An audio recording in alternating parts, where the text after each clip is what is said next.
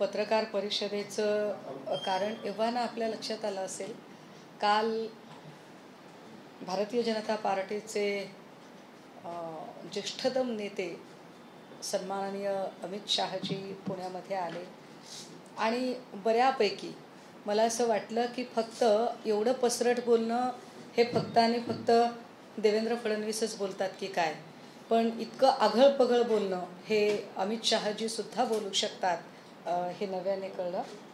विशेष म्हणजे काल ते सन्माननीय पवार साहेबांच्या बद्दल बोलत होते.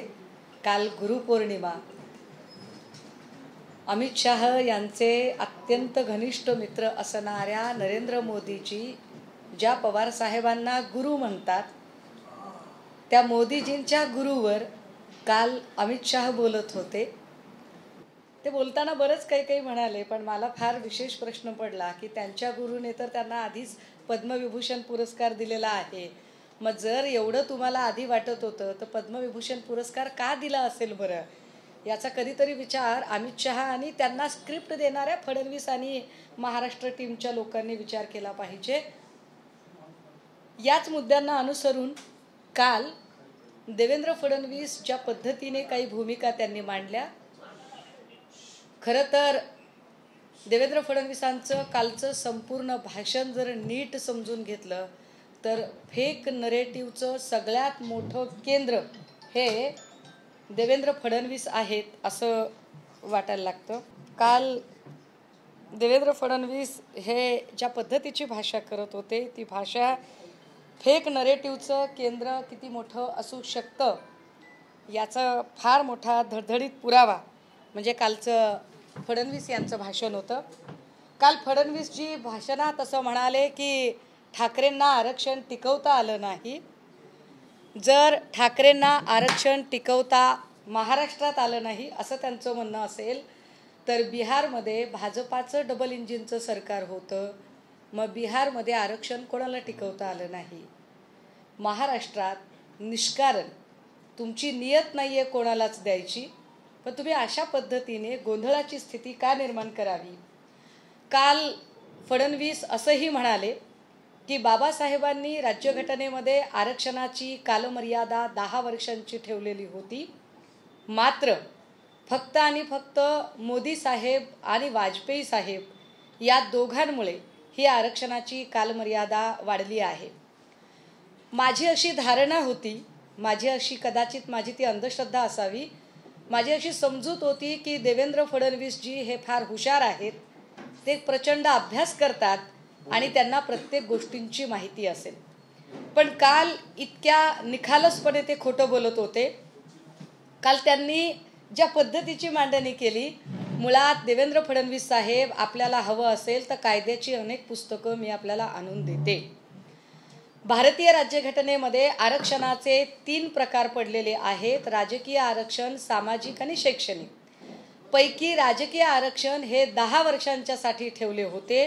सामाजिक आणि शैक्षणिक आरक्षणाला कुठलीही मर्यादा नव्हती आणि राजकीय आरक्षण जर 10 वर्षांच्यासाठी असेल तर 1950ला घटना अंमलात आली, म्हणजेच 10 वर्षांनी 1960ला पहिल्यांदा जी वाढीव मुदत द्यायची होती त्यावेळेला भाजपा बाळोत्यात म्हणतो आम्ही त्याला, जे छोट्या बाळाला जे छोटं कापड घेतलं जातं, भाजपा बाळात्यात होती त्यावेळेला.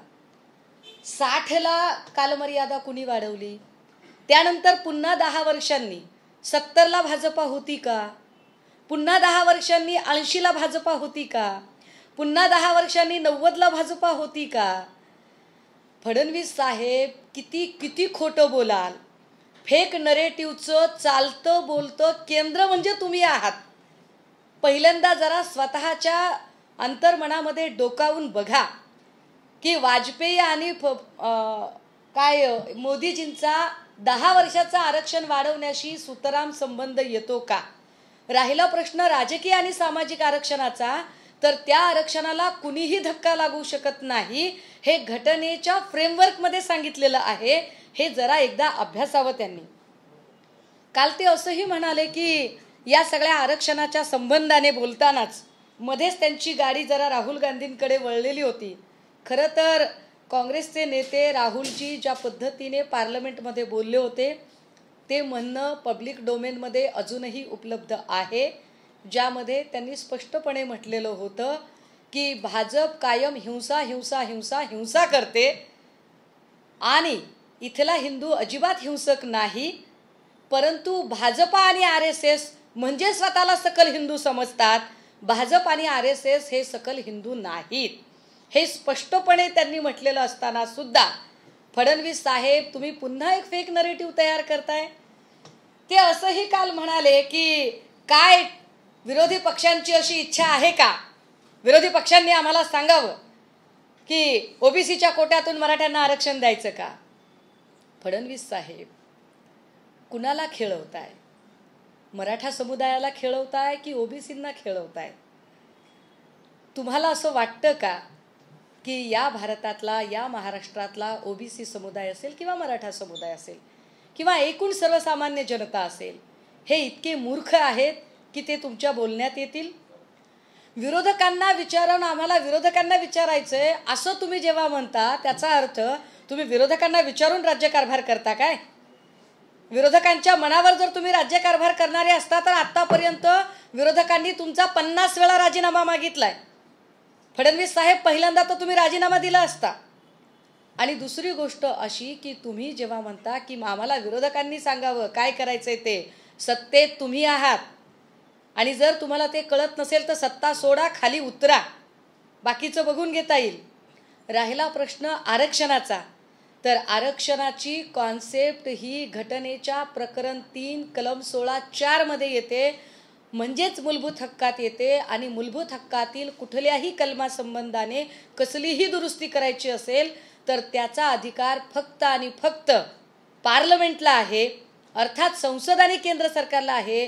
आणि केंद्रात फडणवीस साहेब तुमचे नेते सत्तेमध्ये बसलेले आहेत। जर फडणवीसांना एवढीच काळजी असेल तर आमचं खुलं आवाहन आहे, आज लोकसभेचं अधिवेशन चालू होतंय, नियत आहे ना तुमची इथले सगळे प्रश्न सोडवायची, तर सर्वमान्य असेल असं, सगळ्यांना मान्य असेल असं, कुणावरही अन्याय होणार नाही अशा पद्धतीने, इथल्या कुठल्याच घटकावर अन्याय होणार नाही आणि कुठल्याही घटकाला कुठूनही दाबलं जाणार नाही, त्यांचा आवाज दाबला जाणार नाही, अशा पद्धतीने एक सर्वमान्य तोडगा काढत हा आरक्षणाचा प्रश्न निकाली काढण्यासाठी लोकसभेमध्ये मांडा तुम्ही प्रपोजल।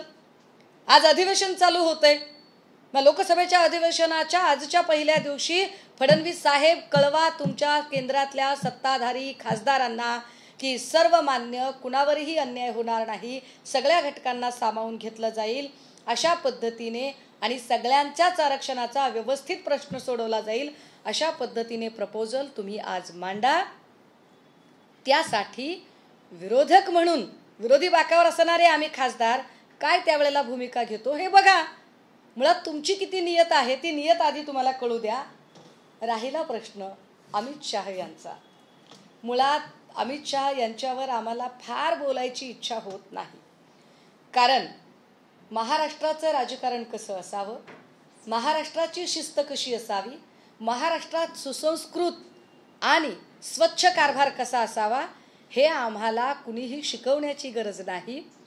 ते शिकवायचंही असेल तर जे स्वतः प्रचंड स्वच्छ चारित्र्याचे आहेत अशा लोकांनी शिकवावं, जे सोहराबुद्दीन एन्काउंटर किंवा जस्टिस लोहिया यांच्या मृत्यूचे डाग ज्यांच्या कपड्यांवर पडलेले आहेत, अजूनही जे तिथे वादाच्या भोवऱ्यात आहेत, ज्यांच्यावर तडीपारीचा शिक्कामोर्तब झालेला आहे, अशा तडीपार लोकांनी महाराष्ट्रात येऊन आम्हाला शहाणपण सांगायची गरज नाही। आणि एवढंच वाटत असेल भ्रष्टाचाराबद्दल तर काय अमित शाह साहेब आपण हे विसरलात का, आपले जिगरी दोस्त नरेंद्र मोदीजी याच महाराष्ट्रात आले होते आणि आपल्यासारखंच ते बोलले होते नॅचरल करप्ट पार्टी वगैरे, आणि जेव्हा ते असं बोलले त्याला 72 तासही उलटून गेले नाही। ज्या सिंचन घोटाळा आणि 70,000 कोटीच्या घोटाळ्यावर आपले जिगरी दोस्त बोललेले होते, ते जिगरी दोस्त त्याच सिंचन घोटाळ्याचे प्रमुख आरोपी असणाऱ्या अजित पवारजींना 72 तासाच्या आत सत्तेत घेऊन बसले होते. तुमच्या तोंडी भ्रष्टाचाराची भाषा अजिबात चांगली दिसत नाही. कारण महाराष्ट्रातल्या पहिल्या फळीमध्ये बसणारे 90% लोक हे तुम्ही आणि तुमच्या HD व्हिडिओ स्पेशालिस्ट मुलुंडच्या पोपटलालने त्या सगळ्यांवरती मांडणी केलेली होती. त्या सगळ्यांवर आरोपाची राळ हे तुम्हीच आधी उठवलेली होती. तुम्ही त्यांच्यावर ढिगाने आरोप केले होते. त्यामुळे आधी तुम्ही त्याची उत्तरं द्या की या सगळ्या भ्रष्टाचारी लोक तुमच्यासोबत कशी आहेत. राहिला प्रश्न शिळ्याकडीला ऊत आणण्याचा, तर शंकराचार्य मातोश्रीवर आल्यापासून तुमचे सगळ्यांचे जे पोटशूळ उठलेले आहेत आणि तुम्हाला मुद्दे जेव्हा काहीच मिळत नाहीत, जेव्हा 2 दिवसांपूर्वी सन्माननीय पक्षप्रमुख उद्धव साहेबांनी आम्ही धारावीला अदानी सिटी होऊ देणार नाही या संबंधाने पत्रकार परिषद घेतली, त्यानंतर तुमची आर्थिक रसद तुटते की काय असं तुम्हाला वाटायला लागलं आणि म्हणून तुम्ही इथे येऊन औरंगजेब फॅन क्लब वगैरे यासारखी बाष्कळ भाषा वापरताय. तुमचा स्तर हा पार्लमेंटमधले जे खासदार रमेश बिधुडी बोलले त्यापेक्षाही तुम्ही तुमचा स्तर खाली घसरवत आणलाय. हे कालच्या भाषणाने पुन्हा एकदा सिद्ध झालं. आम्ही कोण आहोत, आम्ही काय आहोत त्याचं सर्टिफिकेट आम्हाला गुजरातच्या तडीपारांकडून घेण्याची वाईट वेळ आलेली नाही. आम्ही काय आहोत हे समजून घेण्यासाठी आम्हाला जस्टिस लोयाच्या हत्येच्या रक्ताचे शिंतोडे ज्यांच्या अंगावर आहेत त्यांच्याकडून ते सर्टिफिकेट घेण्याची गरज नाही. राहिला प्रश्न आरक्षणाचा, तर मी म्हटलं की 10 वर्षानंतरचं आरक्षण हे राजकीय क्षेत्रातलं ते दर 10 वर्षांनी बदललं. ते काँग्रेसच्या काळामध्ये त्याच्यात तुमचं शून्य योगदान आहे. उगाच स्वतःच्या बडवून घेऊ नका. स्वतःला फार हुशार आहात असे किमान वरवर दाखवताना तरी अभ्यास करून बोलत चला.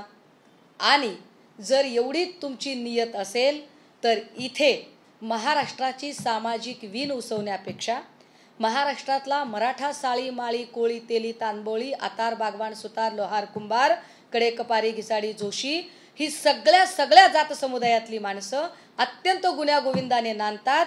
जर या लोकांमध्ये खरंच ध्रुवीकरण होऊ द्यायचं नसेल, जातीय विषपेरणी करायची नसेल आणि तुमची सर्वमान्य असा तोडगा काढायची तयारी असेल, कुठल्याही घटकावर अन्याय होऊ द्यायचा नाही, ओबीसीवरही नाही आणि मराठ्यांवरही नाही, कुठल्याही घटकावर अन्याय होऊ द्यायचा नाही, अशा पद्धतीने तुमची तोडगा काढायची तयारी असेल तर शिवसेना उद्धव बाळासाहेब ठाकरे पक्षाच्या वतीने आमचं खुलं आवाहन आहे भारतीय जनता पार्टीला की आपण आज लोकसभेच्या अधिवेशनाच्या पहिल्या दिवशी हा प्रस्ताव मांडा.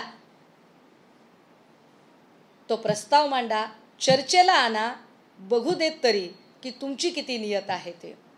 थँक्यू.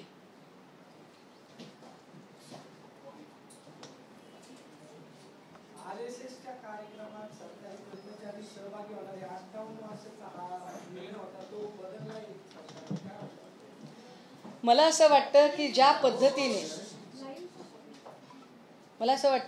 पद्धतीने RSSचा एकूण मागच्या काही काळामध्ये भाजपच्या कार्यपद्धतीबद्दल त्यांच्या मनामध्ये एक प्रचंड राग निर्माण झालेला आहे. भाजपबद्दलचा, भाजपच्या कार्यपद्धतीबद्दलचा, अजित पवारांना सोबत घेतल्याबद्दलचा तो राग कमी करण्यासाठी अशा पद्धतीने हे परिपत्रक भाजपकडून काढलेलं आहे.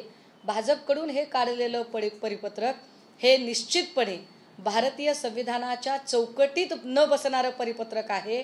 पण अशा परिपत्रकातून भाजपा निष्कारण RSSला वादाच्या भोवऱ्यात अडकवू इच्छिते, जेणेकरून भाजपला स्वतःवरचे जे सगळे डाग आहेत, सगळे आरोप आहेत ते पुसून RSSच्या मागे लपता येईल.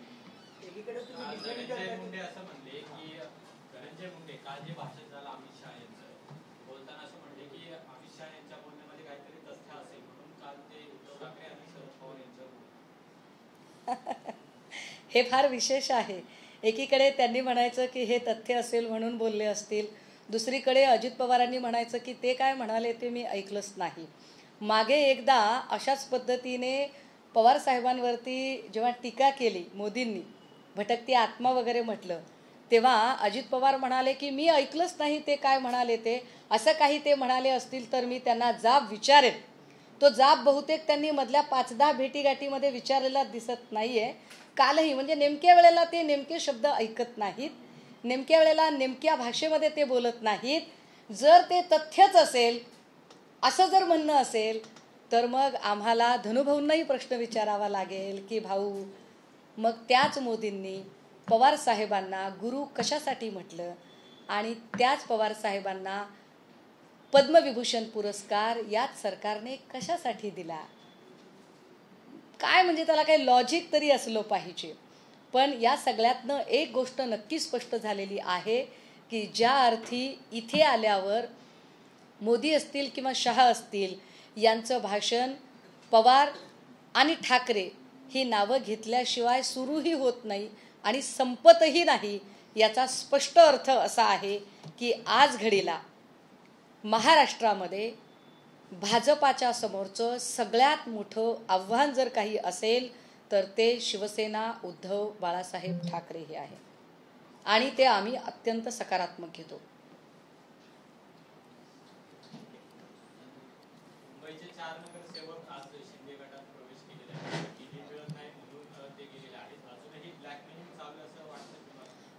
ते 2 लोक आहेत, सिंगन आणि अजून एक आडनाव आहे. आणि मला असं वाटतं की काय म्हणता येईल त्याला, इंसान के ख्वाहिशों की कोई इंतहा नहीं होती, 2 गज जमीन चाहिए 2 गज कफन के बाद. आणि त्यामुळे अशा इतक्या बेइंतहा ज्यांच्या अमर्याद सत्ताकांक्षा आहेत त्यांना आपण नाही पुरे पडू शकत. मला असं वाटतं की आम्ही आमचं ठरवून घेतलेलं आहे, आलात तर तुमच्यासह, नाही आलात तर तुमच्याशिवाय लढणं अपरिहार्य आहे.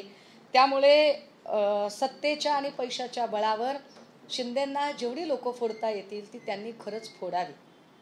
म्हणजे आम्हालाही एकदा कळू देत लढणारे मावळे किती आहेत आणि उडणारे कावळे किती आहेत.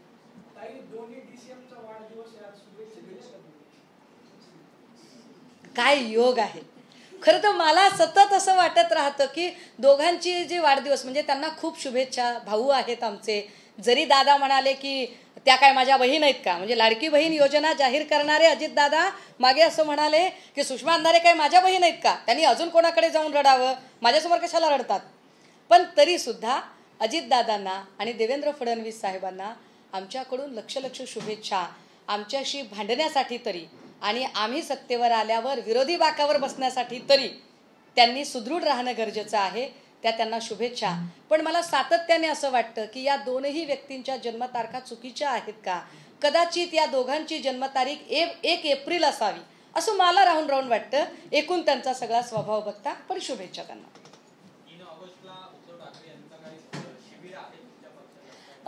3 ऑगस्टला पुण्यामध्ये एक रिलिजियस ॲक्टिव्हिटी आहे, सो आम्ही त्याच्या संबंधाने जरा विचार करत आहोत. परंतु 3 ते 5च्या दरम्यान निश्चितपणे पक्षाच्या अधिवेशन इथे होत आहे, ज्यामध्ये पक्षाचे सगळे सन्माननीय नेते उपस्थित राहतील. युवा सेना असेल, फादर बॉडीचे सगळे लोक असतील, महिला आघाडी, व्यापारी सेना, विद्यार्थी सेना, सगळ्या प्रकारचे नेते मंडळी त्या दिवशी पुण्यामध्ये उपस्थित असतील. तत्पूर्वी 24 तारखेला पक्षाच्या वतीने आयोजनाच्या संदर्भाने एक महत्त्वाची बैठक पुणे जिल्ह्याचे संपर्क नेते प्रमुख सन्माननीय सचिन भाऊ आहिर यांच्या अध्यक्षतेखाली एक बैठक 24 तारखेला होईल.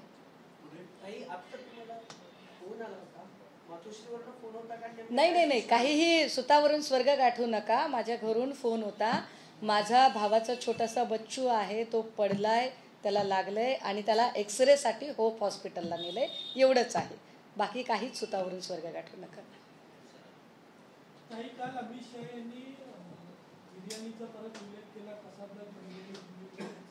नाही, कसाबच्या बिर्याणीचा त्यांनी हिशोब ठेवावा, पण त्याच्या आधी मी म्हटलं ना की we have no need of any kind of certificate.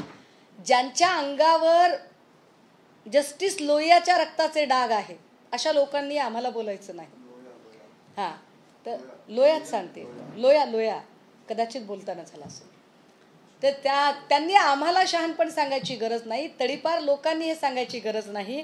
आणि याच्या उपर जर काही असेलच तर आधी नवाज शरीफची केक आणि बिर्याणी खायला कोण गेलं होतं, कशासाठी गेलं होतं, त्या बिर्याणीची चव कशी होती आणि शाकाहारी लोक बिर्याणी खातात का, या सगळ्या प्रश्नांची उत्तरं आधी द्यावीत. उगाच शिळ्याकडीला ऊत आणण्यामध्ये या लोकांनी वेळ घालवू नये. आणि हो, जर एवढीच आपल्याला फार म्हणजे गरज असेल तर त्याच सगळ्या प्रकरणाशी संबंधित असणाऱ्या उज्ज्वल निकम ज्यांची सरकारी वकील म्हणून नेमणूक झालेली आहे, त्या उज्ज्वल निकमांना भाजपाच्या अधिकृत लेटर हेडवर तुम्ही कसं काय घेतलंय याची उत्तरं तुम्ही द्यावी. काल गृहमंत्री भाषणात बोलताना असंही म्हणाले की मैदानात उतरा आणि आता ठोकून काढा, कार्यकर्त्यांना असं त्यांनी आदेश दिलेला आहे. गृहमंत्री आहेत ते अशा पद्धतीचे आदेश देत आहेत. दादा, याच्यावर फार चांगलं बोलू शकते मी, पण आत्ता आम्ही जरा संहिता पाळते थोडीशी. परंतु गृहमंत्रीच जेव्हा ठोकून काढायचे आदेश देतात तेव्हा ते खरंच गृहमंत्री आहेत की ठोक मंत्री आहेत हे एकदा त्यांनी जरा स्वतःला प्रश्न विचारले पाहिजेत. कायदा सुव्यवस्था बिघडवण्यासाठी स्वतःच, म्हणजे कालपर्यंत आम्हाला फक्त नितेश राणेबद्दलच वाटायचं. जेव्हा नितेश राणे सांगत होते की काय करायचंय ते करा, आपला बाप सागर बंगल्यावर बसलेला आहे, तर आम्हाला वाटायचं की सागर बंगल्याचा नुसता हवाला दिला जातोय, सागर बंगल्यावरचा माणूस संयत असेल.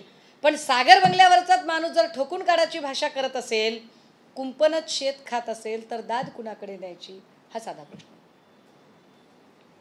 विधानसभेमध्ये महायुती एकत्र लढेल असं सगळे म्हणतात भाजपचे नेते, पण काल दादा असं बोलताना म्हणाले की स्थानिक स्वराज्य संस्थांच्या निवडणुका आपण स्वबळावर लढणार आहोत, असं ते काल म्हणालेले. स्थानिक स्वराज्य संस्थांच्या निवडणुकांच्या तारीख पे तारीख होते. आत्ता जुलैची तारीख परत पुन्हा ऑगस्टमध्ये गेलेली आहे. पण या सगळ्यांमध्ये ज्या पद्धतीने जाणीवपूर्वक अजित पवारांची कोंडी करण्याचा प्रयत्न केला जातोय हे फार कमालीचं आहे. सातत्याने कधी ऑर्गनायझरमधनं कधी विवेकमधून जी मांडणी केली जाते की अजित पवार सोबत असल्यामुळे आपल्याला नुकसान होत आहे, अगदी त्याच वेळेला त्यांच्या म्हणजे प्रवक्त्या आणि नेत्यांमध्ये पण बोलण्यामध्ये ताळमेळ काही दिसत नाही. हे सगळं चित्र निश्चितपणे महायुतीमध्ये काही आलबेल नाही हे पुन्हा पुन्हा दाखवणारं चित्र आहे असं स्पष्ट दिसतंय. अगदी खाजगीमध्ये भाजपचे सगळे लोक बोलत आहेत की शिंदे स्वतःची इमेज करून घेण्यासाठी वारेमाप पैसा गुलाल बुक्क्यासारखा उधळत आहेत, मात्र टॅक्सपेयर लोकांचा पैसा का आम्ही देवा, अशा पद्धतीचं सुद्धा खाजगीत भाजपाचे लोक बोलताना दिसत आहेत. थँक्यू.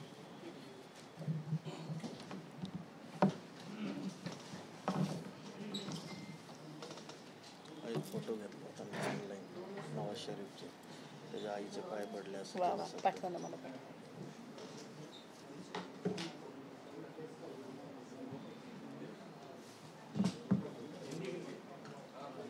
हिंदी घेना है त्यांचा टाइमिंग 2 मिनट में कंक्लूड करेंगे क्योंकि नेक्स्ट प्रेस कॉन्फ्रेंस है. कल अमित शाह जी पूना में आकर जिस तरह की बेतुकी बातें उन्होंने की, हालांकि शायद उनको इस बात का विस्मरण हुआ हो कि कल गुरु पूर्णिमा थी और गुरु पूर्णिमा के दिन उनके बड़े ही काबिल दोस्त मोदी जी के गुरु पवार साहब के ऊपर वह टिप्पणी कर रहे थे. अगर इतनी ही टिप्पणी करनी थी, आलोचना करनी थी, तो शायद वो एक बार सोच भी लेते कि अरे भाई फिर उसी मोदी साहब ने और उनकी गवर्नमेंट ने उन्हीं पवार साहब को पद्म विभूषण पुरस्कार से क्यों पुरस्कृत किया है. और दूसरी बात कि आरक्षण पर जब बोल रहे थे फडणवीस जी, तो 10 साल का आरक्षण जो बढ़ाने की बात बिल्कुल मंच पर आकर इतनी झूठ बात फडणवीस साहब ने की, तो फडणवीस साहब को हम बता दें कि पॉलिटिकल रिजर्वेशन 10-10 साल से जब बढ़ा है तो 1960 को, 70 को, 80 को, 90 को, तब कभी भी वहाँ बीजेपी की गवर्नमेंट नहीं थी. रही बात सोशल और एजुकेशनल रिजर्वेशन की, तो वह रिजर्वेशन कोई भी हटा नहीं सकता है. रिजर्वेशन के बारे में स्टेट गवर्नमेंट के हाथ में कुछ भी नहीं है. Reservation according to Indian constitution chapter 3 article 16(4) यह फंडामेंटल राइट्स में अगर कोई बदलाव करना है तो उसके अधिकार सिर्फ और सिर्फ पार्लियामेंट और सेंट्रल गवर्नमेंट की तरफ है, और सेंट्रल गवर्नमेंट में बैठी सरकार बीजेपी की है। अगर बीजेपी की नीयत है सही में आरक्षण देने की और सभी वर्गों को, चाहे ओबीसी हो मराठा हो, किसी भी वर्ग पर किसी भी तरह की कोई जागती ना करते हुए, किसी के भी हक ना छीनते हुए, अगर सभी के लिए न्याय दिलाने की कोशिश नीयत अगर बीजेपी की है तो आज लोकसभा का सत्र शुरू हो रहा है, तो लोकसभा के इस सत्र के पहले दिन ही बीजेपी अपनी नीयत साफ करे और आरक्षण के मुद्दे को लेकर सदन में प्रस्ताव लाए। यह हमारी शिवसेना उद्धव बाळासाहेब ठाकरे पक्ष की भूमिका है।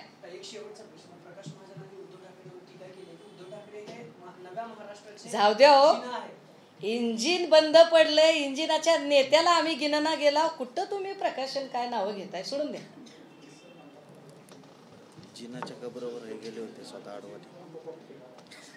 आणि जे आम्हाला केक बी खायच्या गोष्टी करतात तर त्यांनी हे जरा बघून घ्यावं की बॅरिस्टर जिना यांच्या कबरवर कशा पद्धतीने अडवाणीजी फूल चढवायला गेले होते, किंवा त्याच्या आधी कुठला हा नवाज शरीफच्या घरी पीएम मोदी ने छुए नवाज शरीफ के माँ के पैर, पत्नी को दी शॉल और कश्मीरी चाय भी पी। हे सगळं काय होतं अमित शाह जी? जब आप दूसरों की तरफ उंगलियां उठाते हैं तो खुद के गिरेबान में जरा झांक कर देखिए कि आप क्या हैं। वैसे भी हम बार बार बोले जा रहे हैं कि सोहराबुद्दीन एनकाउंटर हो या जस्टिस लोया की मौत हो, इन सब की छींटे जिनके कपड़ों पर है वो हमें किसी भी तरह का सर्टिफिकेट देने की कोशिश ना करें, क्योंकि बात निकलेगी तो बहुत बहुत दूर तलक जाएगी। अमित शहानी जो बिर्याणीचा विषय काढला होता कसबचा, तर उज्ज्वल निकम यांचा एक आधीचा व्हिडिओ व्हायरल होता ज्यामध्ये त्यांनी म्हटले की असं काय घडलं। एक्झॅक्टली, आणि तेच उज्ज्वल निकम आता त्यांच्या अधिकृत प्रवक्ते म्हणून त्यांच्या लेटर हेडवर आहेत। तर माझं म्हणणं आहे की आता निकमांनी पुन्हा एकदा बोलावं आणि सरकारी वकील आहे का नाही हे आधी सांगावं आणि मग बोलावं, आणि मग सांगावं की अरे कसबच्या बद्दलचे जे आधीचे स्टेटमेंट होते त्या स्टेटमेंटवर काय बोलणं आहे ते।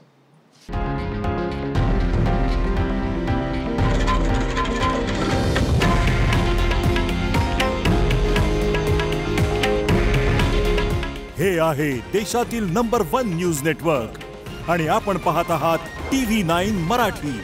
काळजी तुमची, हित महाराष्ट्राचं।